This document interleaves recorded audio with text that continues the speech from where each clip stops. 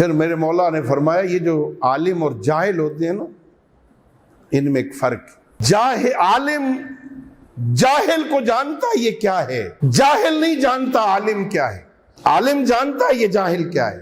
علت بھی بیان کی معصوم نے، فرمایا اس لیے عالم جانتا ہے کہ یہ جاہل کیا ہے، چونکہ عالم خود پہلے جاہل رہ چکا ہے، اسے پتا ہے جاہل کیا ہوتے ہیں، پھر اس نے علم حاصل کیا اور عالم ہوا نا، اسے پتا ہے جاہل کیا ہوتے ہیں، وہ جانتا ہے جاہلوں کو جاہل کیا ہیں، وہ جانتا ہے جاہل کیا ہے، لیکن جاہل نہیں جانتا کہ عالم کیا ہے، چونکہ وہ پہلے تو عالم تھا ہی نہیں، اسے پتہ ہی نہیں علم کیا ہوتا ہے، اسے کیا پتا علم کا مقام کیا ہے، اسے کیا پتا عالم کیا ہوتا ہے، اسے کیا پتا علم کا رتبہ کیا ہے۔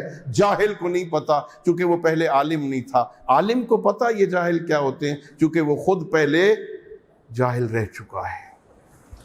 دوستو عزیزو، ظاہر ہے گفتگو زیادہ لمبی ہو رہی ہے، مجھے معاف کر دینا، کیونکہ آپ طالب علم زیادہ بیٹھے اس لیے یہ باتیں جسارت کر رہا ہوں میں۔ پھر اس علم حاصل کرنے میں آسانیاں نہیں ہیں، جو یہ تصور کرے نا میں آسانیوں میں علم حاصل کر لوں، علم نہیں ملے گا۔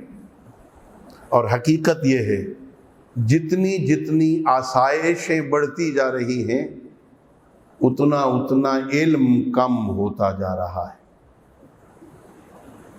ظاہر ہے آسانیاں زیادہ پیدا ہو رہی ہیں، وہ محنت، وہ توجہ، وہ ختم ہو رہی۔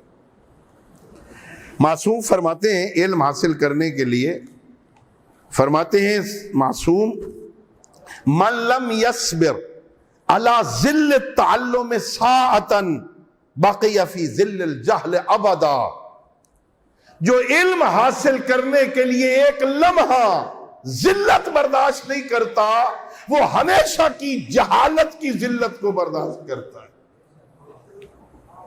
ایک لمحہ، ایک دن، ایک گھنٹہ، 2 گھنٹے، 4 گھنٹے محنت نہیں کرتا، وہ پھر ہمیشہ کی جہالت اس کا مقدر ہوتا۔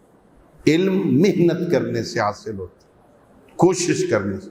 لیس للانسان الا ما سعی، کوشش کرنا، کوشش کے بغیر کچھ بھی حاصل نہیں ہو سکتا۔ ہاں پھر ہم کتنی کوشش کرتے ہیں یہ ظاہر ہے، پھر ان اللہ لا یضیع اجر المحسنین، اللہ کسی نیکوکار کے اجر کو ضائع نہیں کرتا۔ یہ ممکن ہی نہیں ہے کہ ہم کوشش کریں، محنت کریں اور اللہ ہمیں اجر اس کا عطا نہ کرے، یہ ہو ہی نہیں سکتا۔